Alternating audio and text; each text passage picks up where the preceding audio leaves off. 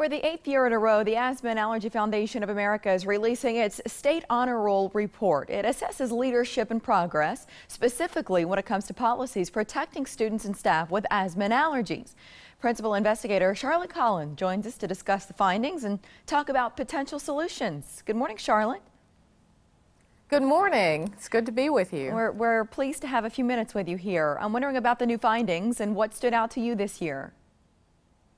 What has stood out to me this year is that we have 5 new states who've made our state honor roll. So we're up to 14 states now nationally and the District of Columbia who've made the state honor roll of asthma and allergy policies for schools. Mm-hmm.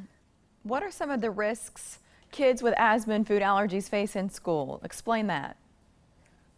Yes, kids with asthma face risk from dust and other environmental factors at schools, and kids who have severe allergies may go into a reaction called anaphylaxis, which can be life-threatening because they've been their allergies have been triggered by the wrong food, like peanuts. I think we're all pretty familiar with, as well as milk and other food triggers, insects, and so forth. So schools really need to be prepared because millions of children, 7 million kids have asthma, and nationally about 6 million have severe food allergies. So schools really need to be prepared for these children. You said the honor roll is growing. What about here in Nebraska? The honor roll is growing. We look at 23 different policies that we'd like to see states have in place because they would enable the schools to help to keep kids safe and staff safe while they're at school during the school day.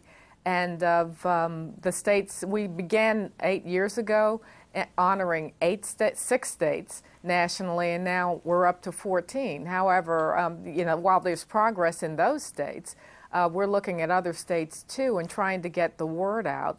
And we have support from Mylan Pharmaceuticals to help us get this information out to all the states so they can all make the grade. Is Nebraska or is Iowa among the 14?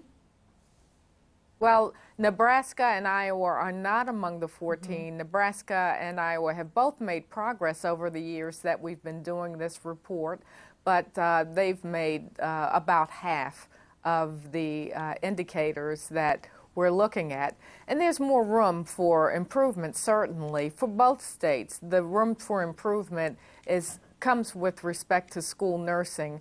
We'd like to see better nurse coverage nationally, and for each state, we'd like to see states require that there be 1 nurse for every 750 pupils in school at a minimum. I mean, it would be great to see more than that, considering how many kids come to school these days and they have chronic conditions that may need to be dealt with during the school day. All things related to back to school are on our minds now. A lot of kids back in the classroom starting yesterday in our area. So for the parents who are watching now, what's your message to them about making improvements locally? Well, having them come back to school, even though it's not the first day of school now, but making sure that the parents communicate with the school staff, and if there is a school nurse, making sure they communicate about their child's condition, making sure that the parent has shared any medications that they use on a regular basis and may need, and making sure that they ask questions about whether this life-saving medication of epinephrine autoinjectors is available in case there is a severe allergic reaction. So important. That's a good start. Give us a website if you wouldn't mind, in case this report, I assume, is online. Absolutely. It's one of the Asthma and Allergy Foundation of America's websites. It's called statehonorroll.org.